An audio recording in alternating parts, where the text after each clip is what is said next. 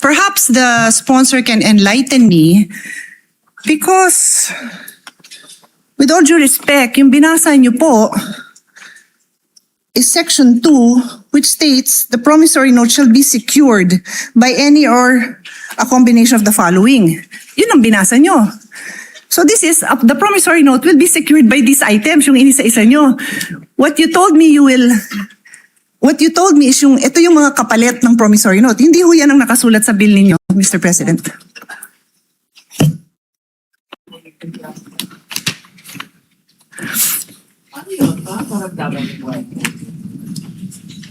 No, Mr. President, it will be a different system. Kung dati the indigent patient and his or her family were on their own to execute a promissory note kahit wala or kulang na kulang ang anumang collateral. Here, there is a promissory note in their name but backed up not by them all by their loan sum, pero itong mga social protection and government financial institutions natin.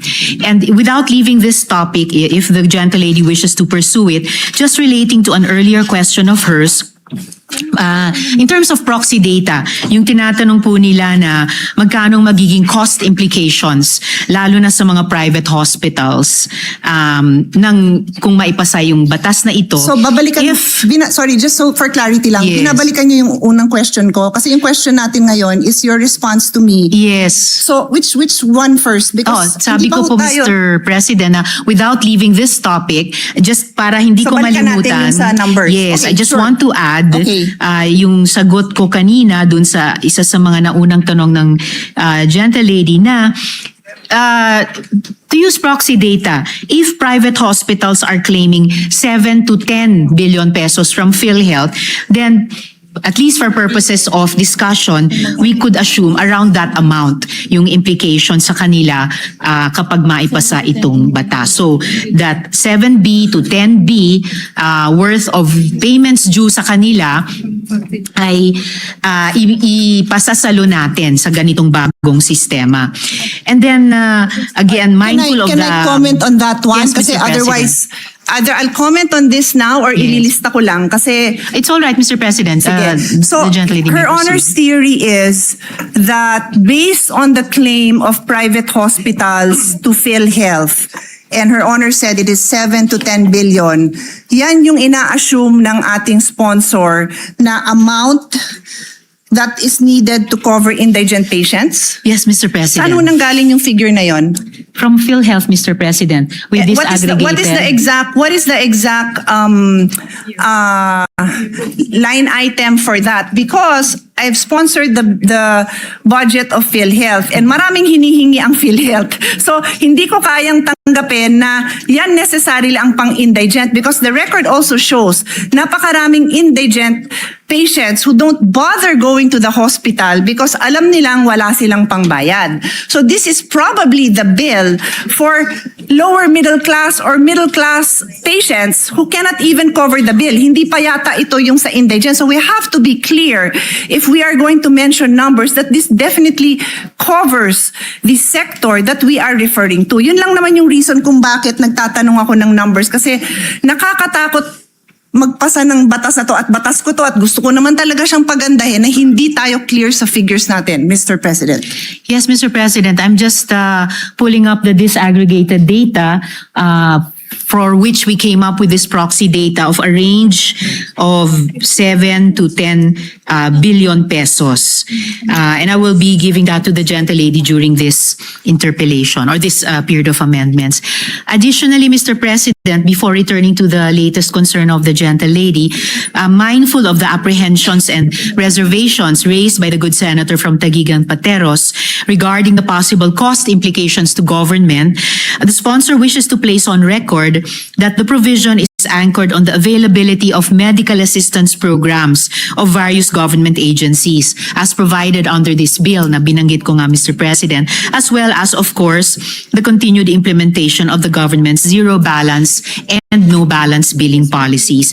And in line with this, the sponsor is likewise inclined to accept the proposed amendment of the good senator from Taguig when she proposes it, requiring the Department of Health to establish the criteria for indigency and the requirements necessary to qualify for the said exemption at a later time, Mr. President.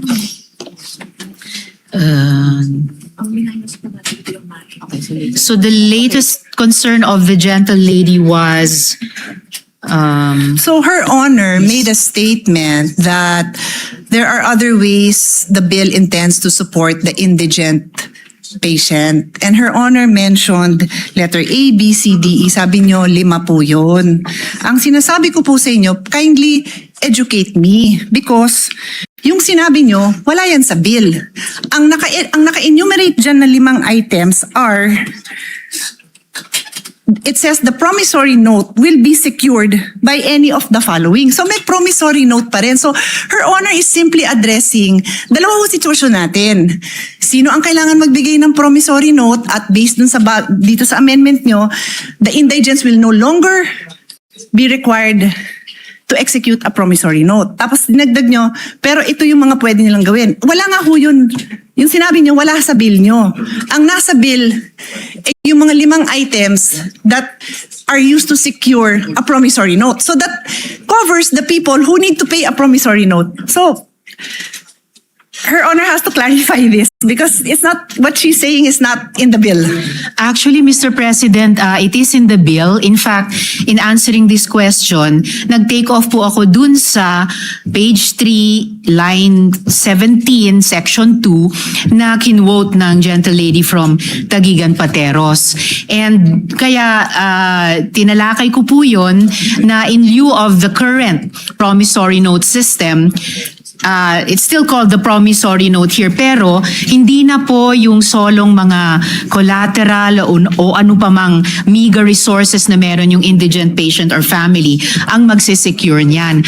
Ang magbaback up na po nun ay yung mga social protection agencies at saka government financial institutions natin tulad ng SSS, GSIS, PCSO, DSWD, DOH. So in effect, Can Her the Honor promissory specific- note, if I may just complete Yeah, sure. this last sentence, the promissory note will no longer be issued by their lonesome nga po ng indigent patient and family. Then bahala na sila sa buhay nila kung paano i-honor. In a way, it will be for the benefit of the hospital na mayroong hindi yung mahirap na iyon, pero may government institutions na nagsisiguro sa kanila na you will be paid, Mr. President.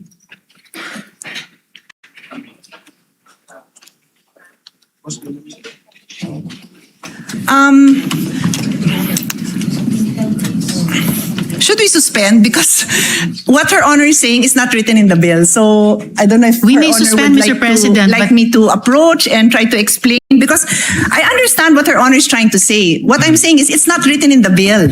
Mr. You President, can we ask may your suspend. staff because it's not written in the bill. We may suspend, Mr. President, but it is actually written in the bill, and I was Kindly read quoting it. the gentle lady Kindly read it when I into the responded to her record. question. Then read it into the record because yung binanggit niyong 5 items, nandyan nakasulat yan. But line 27, section 2, line 27 says, the promissory note shall be secured by any or a combination of the following. Yun nga kung binanggit nyo, nandyan yan. But it says a promissory note will be secured. My question was, paano mabubuhay ang mga ospital kung wala ng promissory note? Hindi nyo pwedeng ibato ito kasi ito sabi, the promissory note will be secured by the following. Perhaps Your Honor would like to make an amendment that says that in lieu of the promissory note, kasi yun ho ang sinasabi ninyo. Ang sinasabi ko, hindi nga ho nakasulat. So would you like to propose? Because we are happy to study and support. But hindi nga ho nakasulat yun. Yun lang naman ang puntos ko. Hindi pwede kasi yung intention natin hindi klaro sa batas. Well, that's why I'm glad, Mr. President, that we are in the period of amendments because this representation is very open to proposed amendments, including subject to style, to not just improve the content of the bill, pero klaruhin ang crystal clear kung ano po yung intent niya. So no problem with that, Mr. President. Yes, and that is what I'm doing by using the period of amendment to make the interpellations. I am making it known to the sponsor that what she is saying is not in the bill. So I believe if yun po ang intention ng sponsor, then kayo po ang isulat niyo po yun kasi kayo ang nagsabing yun yung gusto niyong gawin eh. Di kayo po ang magsulat nun and we will be happy to review it kasi hindi ko po amendment yun. Ako yung nagtatanong kung ano ang gagawin ng ospital kung wala siyang promissory note. So sabi niyo ito. So tinatanong ko saan nakasulat yun. No problem, Mr. President. We can improve this in this very period of amendments. Thank you. Tapos balikan ho natin yung expenses, no? I can suspend and Her Honor can look at her numbers because I will also be presenting numbers. Her Honor also mentioned 50K to 1 million per patient. So does Her Honor intend to, kasi yun yung unang binanggit nyo.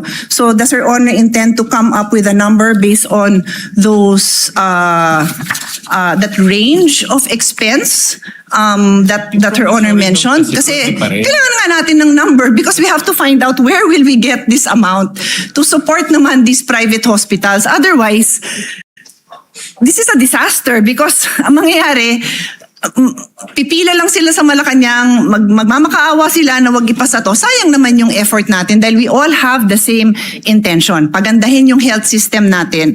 Wag ma-detain ang mga tao, masuportahan ng mga indigents, but we have to know our numbers before we make this kind of amendments. And one more on that section, so maybe we can take a break so we can work on this section. Before we go on to the one more point of the gentle lady, Mr. President,